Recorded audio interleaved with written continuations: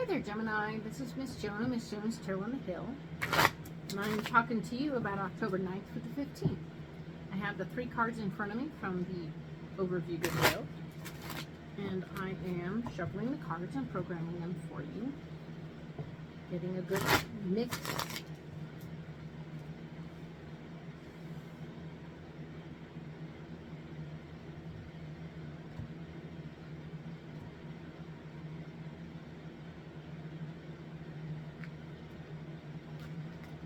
Right, let's go ahead and lay these out.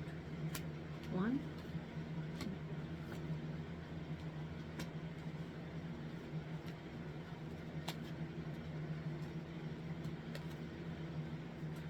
All right, let's see. You have the 10 of Wands. We were talking about that in the overview video where you're going to want to take your ideas and go on the road. You have a lot of ideas, lots of fun stuff going on. And this just adds to the many options you have on the table. Oh dear, right? Many options, many options. And of course, the magician is here to say you can take any of those ideas and do anything you want as long as you're willing to do the work.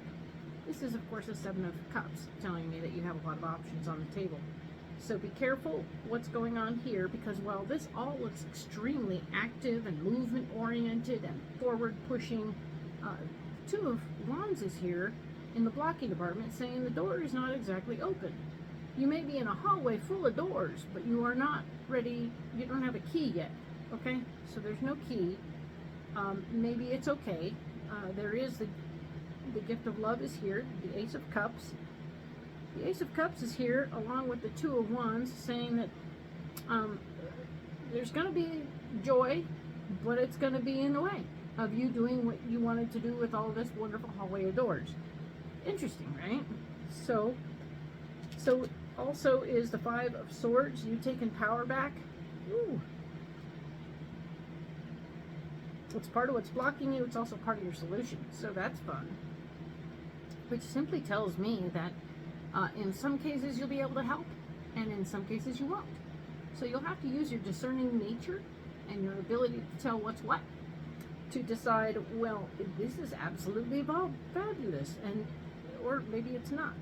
Now, if you're having troubles figuring out what's what and which way to go, I can help with that. You can go ahead and book a private reading with me, and I'll do my best to help you, okay?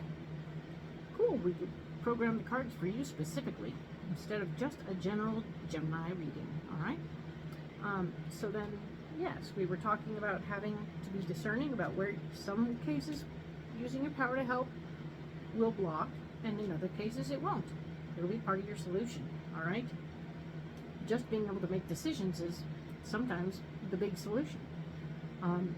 This here is talking about temperance right here, and temperance is telling me that part of your solution is remembering that there's always enough.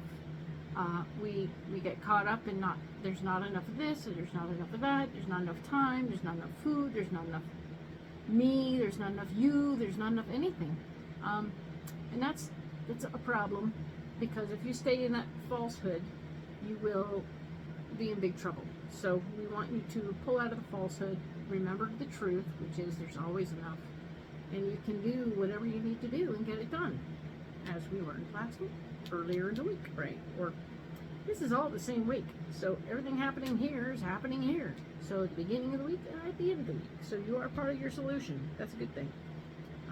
The solution here also states that fighting for your ideas might be useful.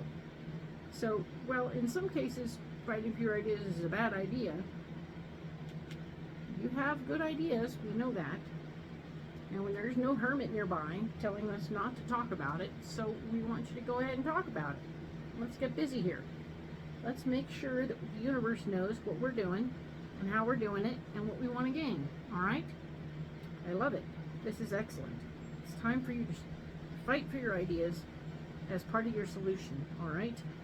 Excellent. But remember, there's always enough. So even if you don't get all what you want out of it, you'll get some of what you want out of it, okay? Cool. Thank you so much. We'll talk again, Gemini.